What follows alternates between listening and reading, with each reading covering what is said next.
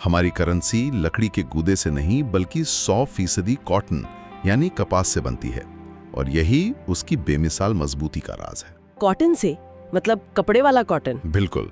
तो आज हम कपास के एक मामूली से रेशे से लेकर हमारी जेब में रखे उस हाईटेक दस्तावेज तक के पूरे सफर की परतें खोलने वाले हैं। चलिए इस दिलचस्प प्रक्रिया की गहराई में उतरते हैं। तो ये जो खास कागज है, जो असल में कागज है ही नहीं, ये बनता कहाँ है? इसका उत्पादन तो मतलब बहुत ही सुरक्षित जगहों पर होता होगा। बिल्कुल। भारत में मुख्य रूप से 2 जगह हैं जहां करेंसी का ये बेस मटेरियल तैयार होता है। एक है मध्य प्रदेश के होशंगाबाद में सिक्योरिटी पेपर मिल, जिसे SPM कहते हैं। अच्छा। और दूसरी कर्नाटक के मैसूर में बैंक नोट पेपर मिल यानी BNPM। ये दोनों जगहें किसी किले से कम नहीं है। यहीं से नोट की कहानी का पहला अध्याय शुरू होता है। तो वहाँ होता क्या है? क्या वो बस कपास को लेकर उसे कागज जैसा बना देते हैं? प्रक्रिया इससे कहीं ज्यादा जटिल है। सबसे पहला कदम है सही तरह के कपास को चुनना और उसे साफ करना। इसे कॉटन कॉम्बिंग कहते हैं। Cotton combing? जी। इसमें खास तौर पर छोटे रेशों वाले कपास का इस्तेमाल होता है, जिसे कॉम्बर कॉटन कहते हैं। इसे अच्छी तरह से धोया, साफ और ब्लीच किया जाता है ताकि इसमें से हर तरह की अशुद्धि निकल जाए। ठीक है, तो शुरुआत तो कपड़े बनाने जैसी ही लग रही है, लेकिन इसके बाद क्या होता है जो इसे कपड़े की जगह नोट बना देता है? इसके बाद का चरण ही निर्णायक है। इसे पल्पिंग या लुगदी बनाना कहते हैं। साफ की हुई कपास को पानी और कुछ खास रसायनों के साथ मिलाकर एक बड़े टैंक में पकाया जाता है। पकाया जाता है? हाँ, जिससे एक गाढ़ा चिकना घुल तैयार होता है, जिसे हम स्लरी कहते हैं। अब यहाँ लकड़ी और कपास की लुगदी का मूल अंतर सामने आता है। वो क्या है? लकड़ी के रेशे छोटे और कमजोर होते हैं, लेकिन कपास के रेशे बहुत लंबे और मजबूत होते हैं। जब ये स्लरी सूखती है तो ये लंबे रेशे एक दूसरे में किसी मजबूत जाल की तरह गुंज जाते हैं। यही वो वजह है जो नोट को उसकी खास मजबूती और वो कड़क एहसास देती है। समझ गई। महात्मा गांधी का वाटरमार्क, वो नोट के अंदर कैसे डाला जाता है? वो स्याही तो लगती नहीं। ये इंजीनियरिंग का एक बहुत ही शानदार नमूना है, जादू नहीं। इसके लिए डैंडी रोल नाम की एक तकनीक का इस्तेमाल होता है। Dandy roll? आप कल्पना कीजिए कि ये एक बहुत बड़ा भारी मेटल का सिलेंडर है, जिसकी सतह पर गांधी जी का चित्र और दूसरे डिजाइन तार से उकेरे गए होते हैं, यानी वो सतह पर उभरे हुए होते हैं। ओके, एक तरह की मोहर जैसा। लगभग वैसा ही। जब कपास की गीली लुगदी की एक पतली परत इस डैंडी रोल के ऊपर से गुजरती है, तो जहां जहां डिजाइन उभरा हुआ है वहां लुगदी पर दबाव ज्यादा पड़ता है। अच्छा। और रेशे थोड़े ज्यादा दब जाते हैं।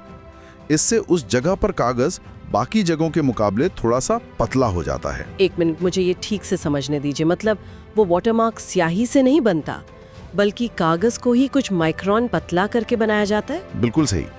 ये स्याही नहीं, ये भौतिकी है। और जब आप नोट को रोशनी की तरफ करके देखते हैं तो उन्हीं पतली जगहों से ज्यादा रोशनी गुजरती है और आपको गांधी जी का चेहरा साफ साफ दिखाई देता है। ओह वाह। इसी तकनीक से मल्टी टोनल इफेक्ट्स यानी हल्के और गहरे शेड्स भी बनाए जाते हैं।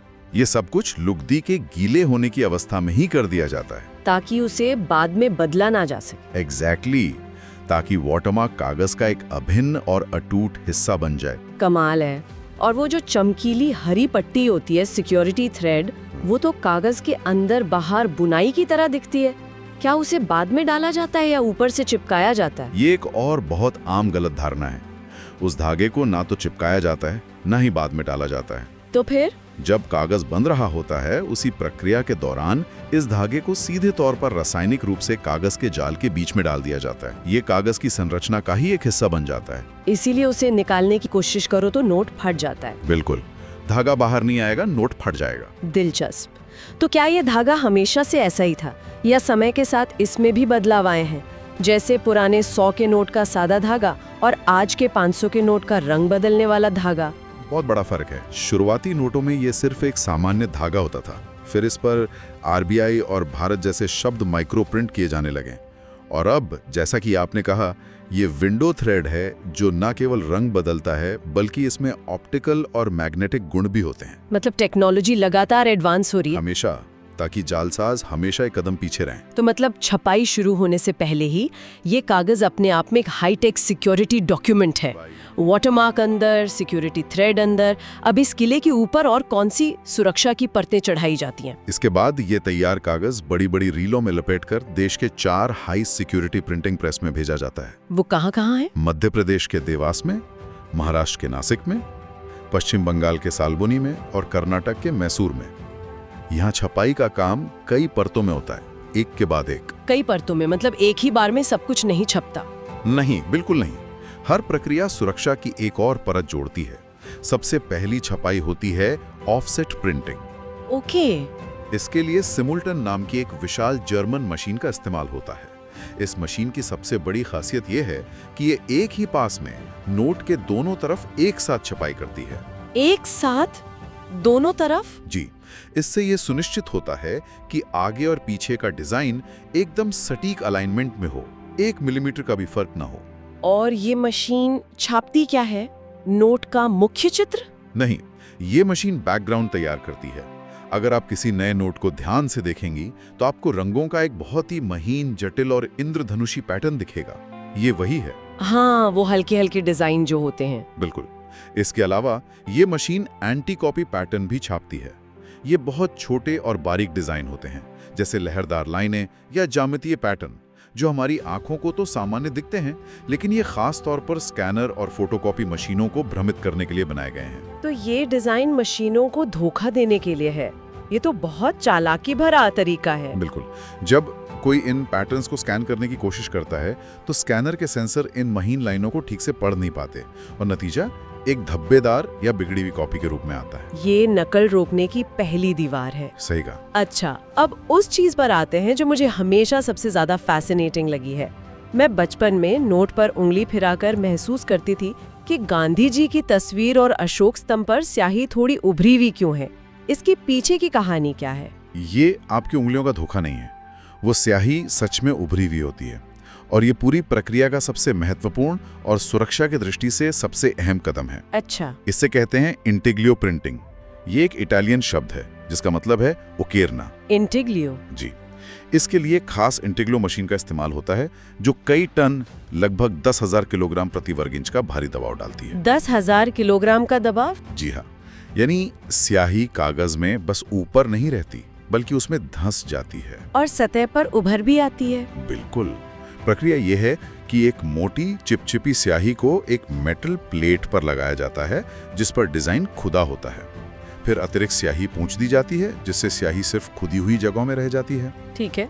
इसके बाद कागज को उस प्लेट पर रखकर इस भारी दबाव से दबाया जाता है। इस दबाव से कागज स्याही को सोख लेता है और स्याही कागज पर एक उभरी हुई परत बना देती है। और इसी वजह से वो खुरदुरापन महसूस होता है। एकदम सही। गांधी जी का चित्र, रिजर्व बैंक की मोहर और नोट के किनारों पर बनी वो तिरछी लाइनें, ये सब इंटेग्लियो प्रिंटिंग का ही नतीजा है। वो तिरछी लाइनें भी? हाँ, जिन्हें ब्लीड लाइंस कहते हैं। ये खास तौर पर दृष्टि बाधित लोगों के लिए बनाई गई हैं ताकि वो सिर्फ छूकर नोट की कीमत पहचान सकें। 200 के नोट पर इनकी संख्या अलग है, 500 के नोट पर अलग। उसका सीरियल नंबर? हाँ, और ये लेटर प्रेस प्रक्रिया से छापा जाता है। ये बाकी छपाई हो जाने के बाद का कदम है। इसमें हर नोट पर उसका यूनिक सीरियल नंबर प्रिंट होता है। यहाँ एक और छोटी सी पर बहुत चालाकी भरी सुरक्षा की तकनीक छुपी है।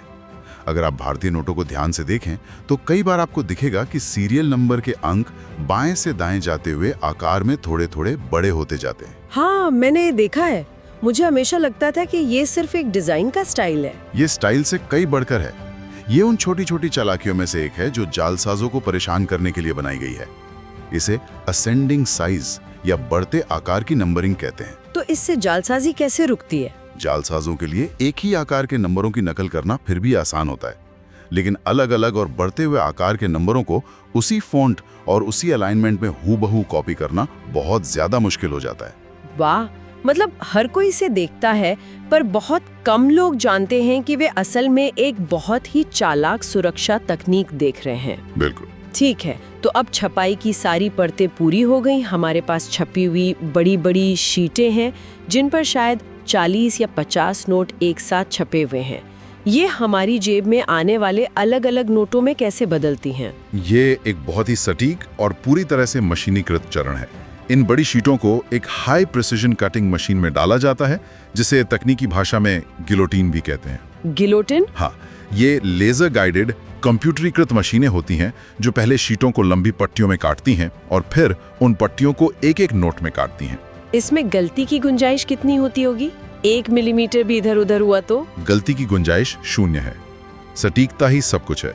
अगर एक नोट की कटाई 1 मिलीमीटर के 10वें हिस्से से भी ज्यादा गलत हो जाती है तो मशीन में लगे ऑप्टिकल सेंसर उसे तुरंत पहचान लेते हैं और उस नोट को पूरी खेप से बाहर कर दिया जाता है। अच्छा, ताकि एक खेप में न अटके। हाँ, एटीएम मशीनों में या गिनती करने वाली मशीनों में कोई दिक्कत ना हो। कटाई के बाद तो नोट तैयार हो जाते होंगे और गिनती करके बंडलों में पैक कर दिए जाते होंगे। लगभग। लेकिन पैक होने से पहले एक आखिरी और सबसे जरूरी जांच होती है। इसके लिए एक सिस्टम है जिसे CVPS यानी currency verification and processing system कहते हैं। एक सेकंड, इसका मतलब कटाई के बाद हर एक नोट की जांच होती है? मतलब अगर एक दिन में 10 करोड़ नोट छपते हैं तो 10 करोड़ बार ये जांच होती है? जी हाँ, हर एक नोट की। कोई रैंडम सैंपलिंग नहीं, हर एक नोट इस सिस्टम से गुजरता है। ये एक हाई स्पीड कैमरा और कई सारे सेंसर का एक नेटवर्क है। कितनी तेजी से? हर नोट बहुत तेजी से, लगभग 40 नोट प्रति सेकंड की रफ्तार से स्कैनर के सामने से गुजरता है और उस कुछ मिली सेकंड में सिस्टम दर्जनों चीजें जांचता है। जैसे कि क्या? ये स्याही की स्थिरता जांचता है, क्या रंग सही है, क्या इंटेग्लियो प्रिंटिंग का उभार सही है। ये सुरक्षा धागे की सही जगह और उसके ऑप्टिकल गुणों की जांच करता है, वाटरमार्क की स्पष्टता को जांचता है। सीरियल नंबर भी? हाँ, ये भी सुनिश्चित करता है कि सीरियल नंबरिंग सही क्रम में है और कोई नंबर दोहराया या गायब तो नहीं हुआ है। ये एक तरह से क्वालिटी कंट्रोल का फाइनल बॉस लेवल है। और जो नोट इस जांच में फेल हो जाते हैं उनका क्या होता है? क्या उन्हें ठीक करने की कोशिश की जाती है? नहीं, कोई दूसरा मौका नहीं मिलता। जो भी नोट CVPS जांच में किसी भी एक पैमाने पर खरा नहीं उतरता, उसे सिस्टम तुरंत रिजेक्ट कर देता है। और फिर उन रिजेक्टेड नोटों को सीधे एक ऑन साइट मैकेनिकल श्रेडर में भेज दिया जाता है और उनके छोटे छोटे टुकड़े कर दिए जाते हैं। सुरक्षा और गुणवत्ता के मामले में यहाँ जीरो टॉलरेंस की नीति अपनाई जाती है। तो एक साधारण कपास के रेशे से लेकर एक हाई टेक सुरक्षा दस्तावेज बनने तक का यह सफर वाकई हैरान करने वाला है। इस पूरी प्रक्रिया को देखने के बाद सबसे बड़ी बात क्या है जो हमें समझनी चाहिए? मेरे ख्याल में सबसे बड़ी बात यह है कि एक बैंक नोट सिर्फ पैसा नहीं है, बल्कि ये इंजीनियरिंग का एक चमत्कार है। ये भौतिकी, रसायन विज्ञान, मैकेनिकल इंजीनियरिंग और कला का एक अद्भुत संगम है जिसे हम अक्सर रोजमर्रा की चीज समझकर नजरअंदाज कर देते हैं। सही कहा।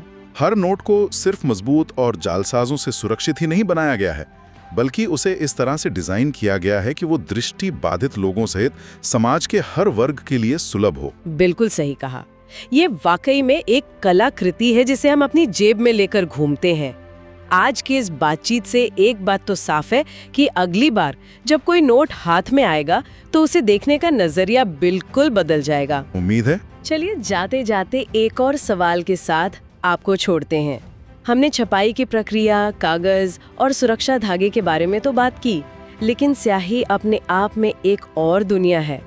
कभी सोचिएगा उस स्याही को बनाने में कितनी ऑप्टिकल इंजीनियरिंग और रसायन विज्ञान लगता होगा जो 500 या 2000 के नोट को झुकाने पर अपना रंग हरे से नीले में बदल देती है।